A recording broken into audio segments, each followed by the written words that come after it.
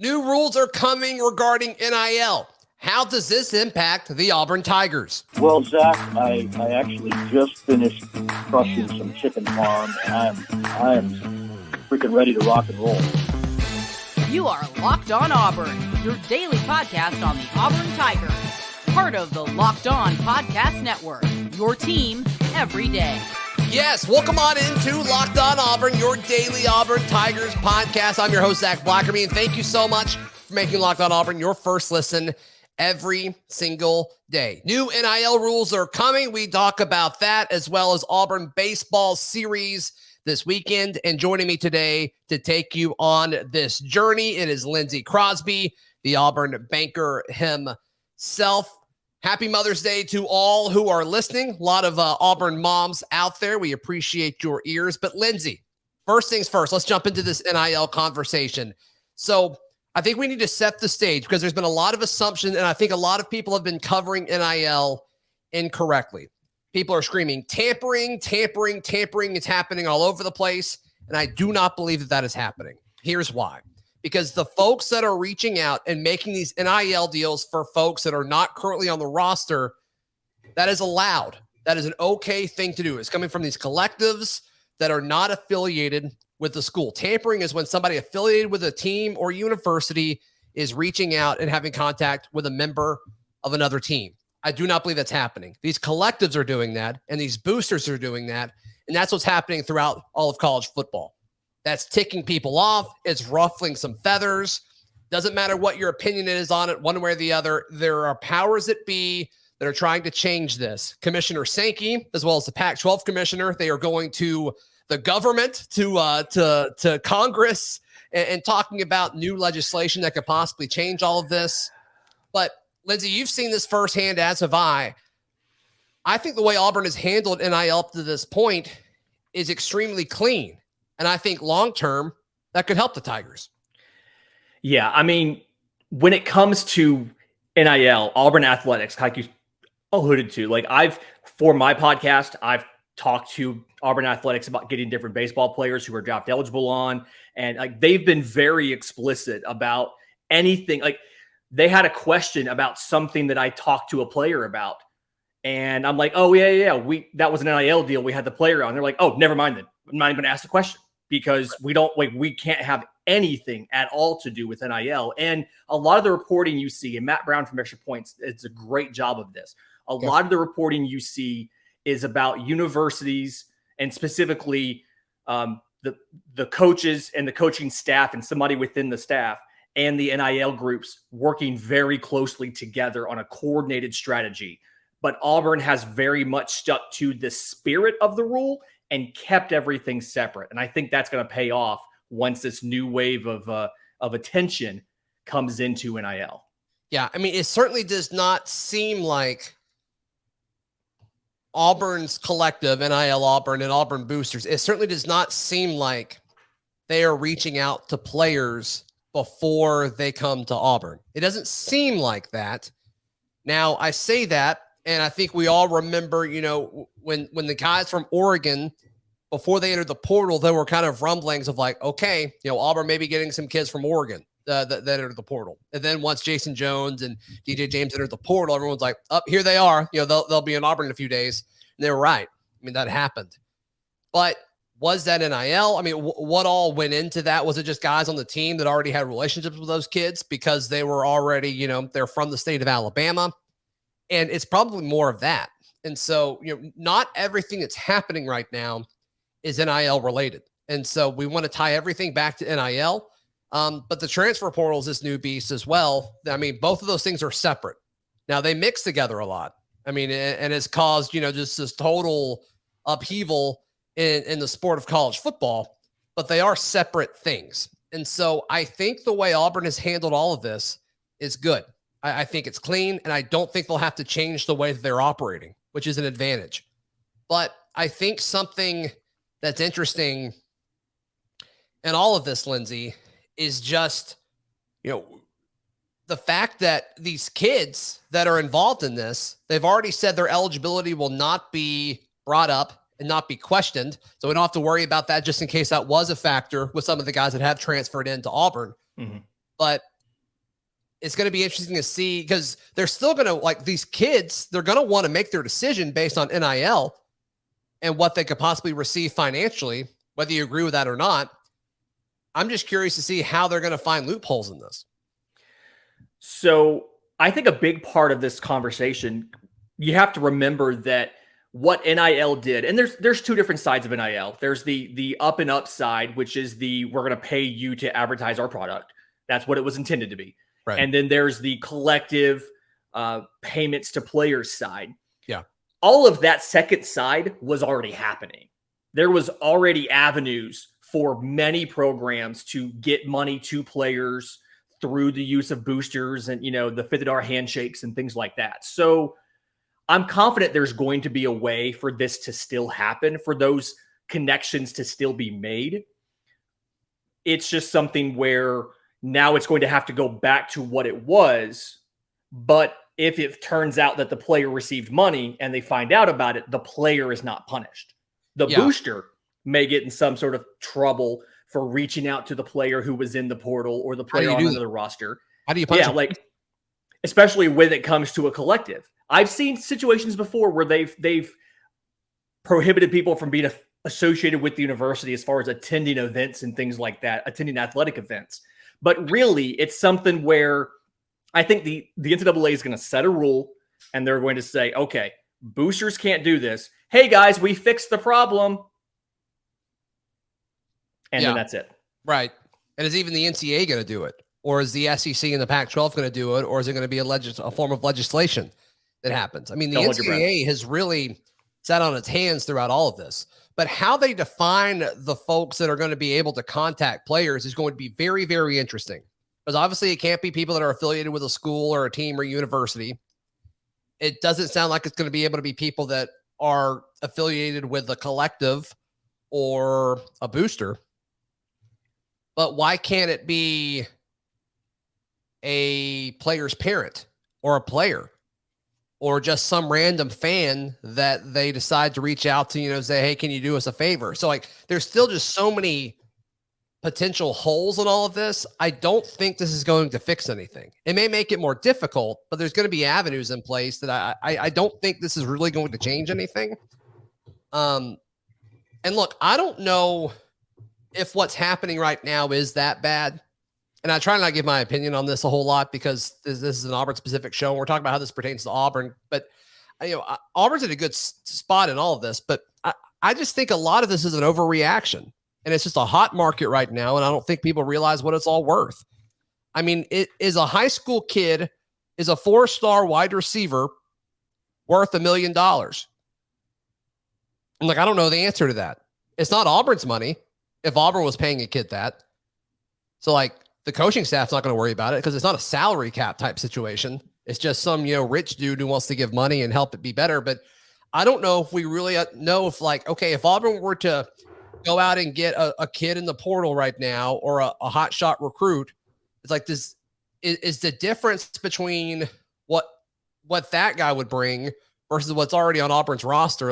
Is it $1 million better? And the answer is probably not. It's probably not. I mean, we see this all the time in college football. I mean, there are very few players that are significantly better than the average starter at their position throughout, the rest of their conference competition. It's the scheme and it's the coaching staff and it's the supporting cast. And I'm just not fully sold that it's that big of a deal. I think it's going to fix itself over time. Yeah. Anytime you have a brand new market, it's something where nobody really understands the correct value of this. And so you see a lot more money flow in and a lot more money flow out until people can figure out what is the true value of this thing. And perfect example of this, NFTs.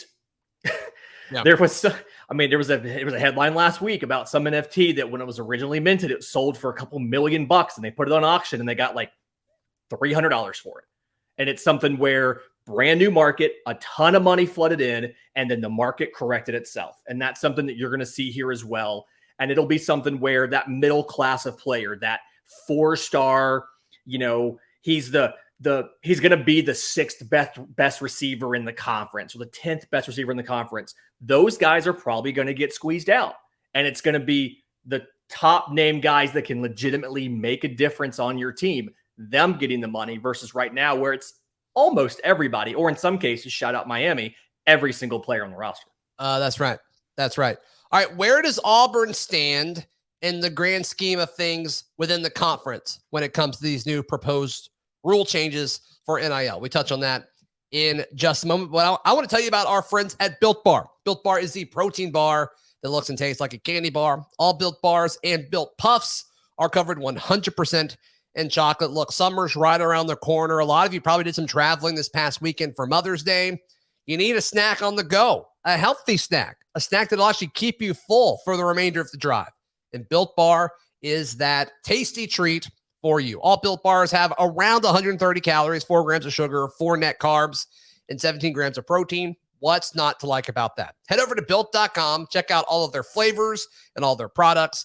Once again, Built.com, use promo code LOCKED15 to get 15% off your order. Use promo code LOCKED15 for 15% off. That is at Built.com. Lindsay Crosby. So we both feel like Auburn's in a good spot when it comes to NIL moving forward. It seems like Alabama's in a really good spot. It seems like Georgia's in a really good spot.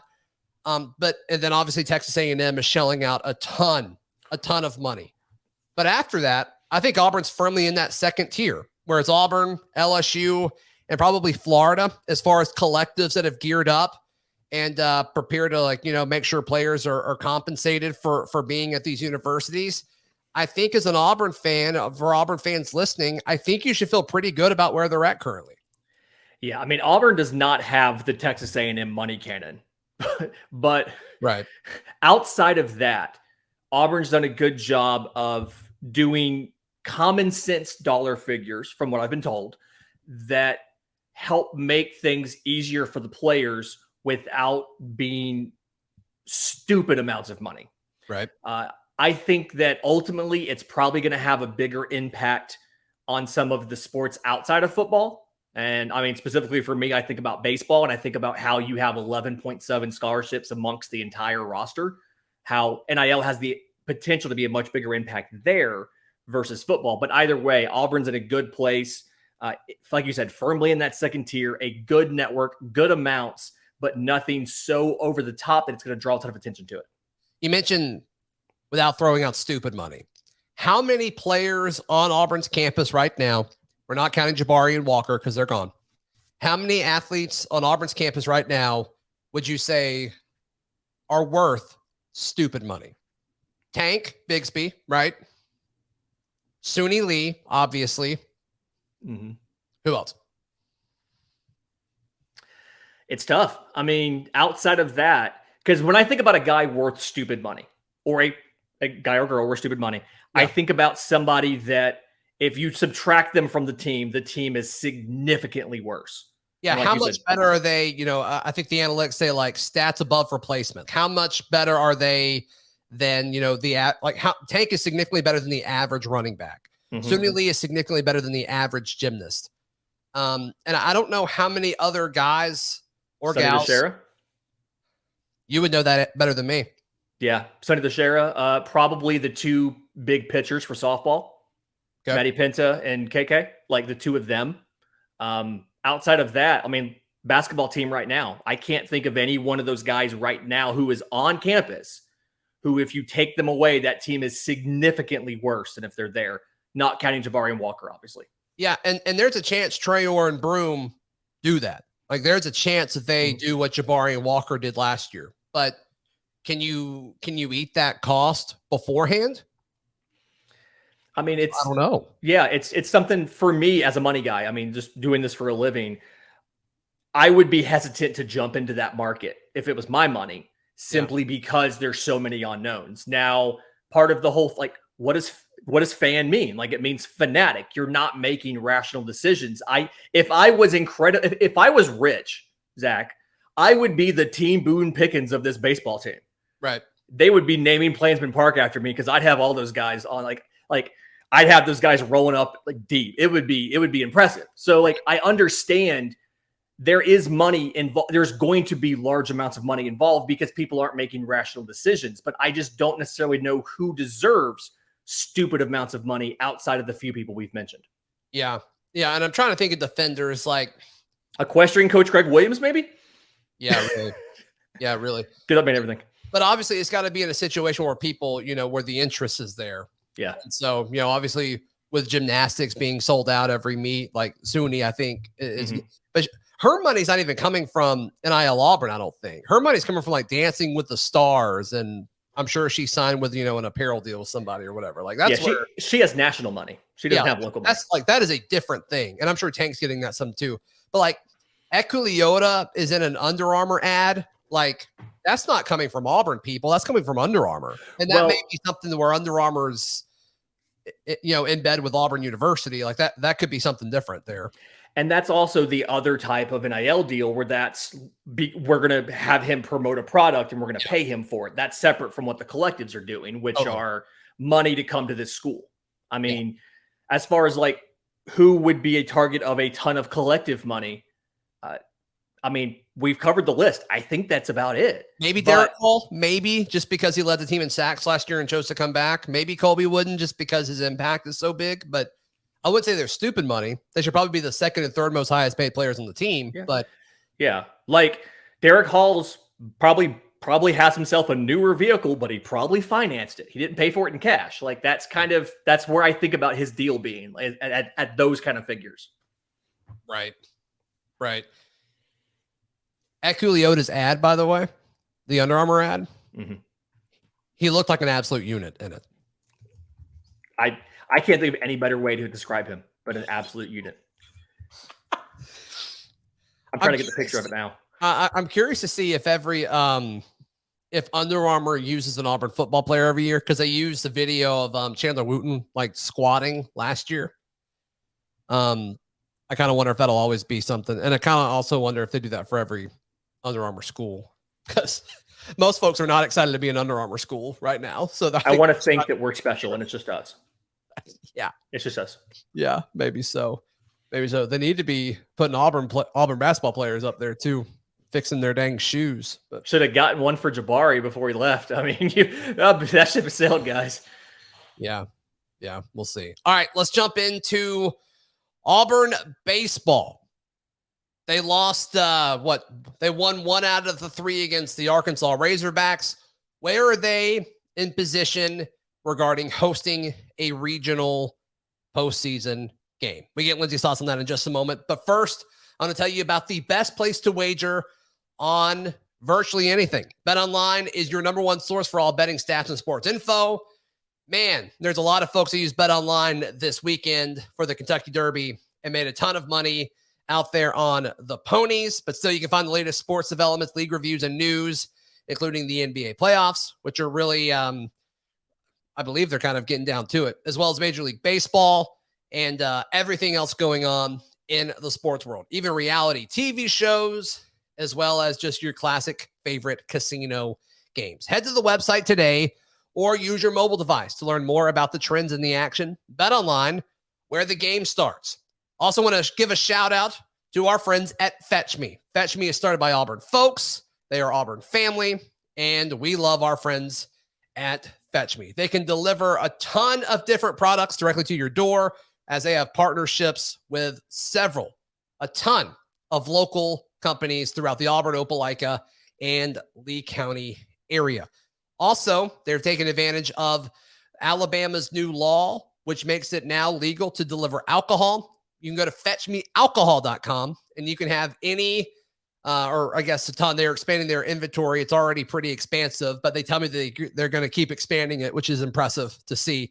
But you can check all that out at fetchmealcohol.com and have food delivered to your door, fetchmedelivery.com. Lindsay Crosby, before we jump into your thoughts on Auburn baseball moving forward, what all do you have going on right now? You got a ton of baseball-related things happening. Absolutely. So you can check out all of the writing, whether it's the recaps, whether it's the previews, the midweek stuff, auburndaily.com. My podcast, Locked On MLB Prospects, is the #1 daily minor league baseball podcast. It's available wherever you get your podcasts and on YouTube, as well as the merch for some of our Auburn baseball guys at aushirts.com. Absolutely. All right. So Auburn dropped 2 out of the 3. They had a chance going into Sunday. Your general big picture takeaways from this weekend. Second straight weekend that, okay, 2 weeks ago on this show, I said if you can go 2-4 against Tennessee and Arkansas, you'll be in a pretty good place for the last 2 series to host a regional. And we went 2-4, and we don't feel good about it because Auburn was in all 6 games. Yeah. And something we had not seen against Tennessee and something we hadn't seen a lot against Arkansas. So there's good and bad. Obviously, good, you took a game from each team. You were in them all late. Bad is some of the issues that came up are things that we were worried about. The bullpen, for instance. I think about that game 1. Auburn has a lead, can't hold the lead. Blake Burkhalter isn't available after the hamstring strain last week. He's in uniform. He's in the bullpen throwing. He's not available to come into the game. Auburn can't hold a lead, loses game 1. Now, Auburn comes back, scores late, wins game 2, gets good performances out of the bullpen, gets more good performances on Sunday in game 3 out of the bullpen, but the starting pitching falters against Arkansas. Joseph Gonzalez, my guy, shortest outing of the season as far as starts go, gives up 5 runs. Auburn loses game 3. So you were in it. You were in it late. You got some contributions from some guys in the bullpen you weren't expecting them from, like a John Armstrong. Yeah. I mean, you have to feel better coming out of the weekend about knowing who might be able to step up out of the bullpen. I think Friday night. Impress you Saturday? Who? Was it Swilling that went a little bit longer than he normally does on Saturday? Carson Swilling went a little longer than he normally does. He was more efficient than he normally is, and he was more lockdown than he normally is. And he even addressed that after the game. Like he said, like, I know that we had to step up and we haven't done it in the past, myself included, but we were able to make it happen. I was impressed with Carson Swilling on Saturday. I was impressed with John Armstrong. I was impressed with Chase Alsop as well. I mean, we saw guys coming up that don't normally get major innings for Auburn come up and do well. Swilling got the win on Saturday. Good for him. That's great. That's great. So looking at Joseph Gonzalez on Sunday, it was probably his worst outing of the season. Definitely in the last month or two. Mm-hmm. What do you attribute that to? Was he doing something, was he throwing different types of stuff than he normally does? Did Arkansas just kind of have what he was doing down pat? What do you think that was the cause of that?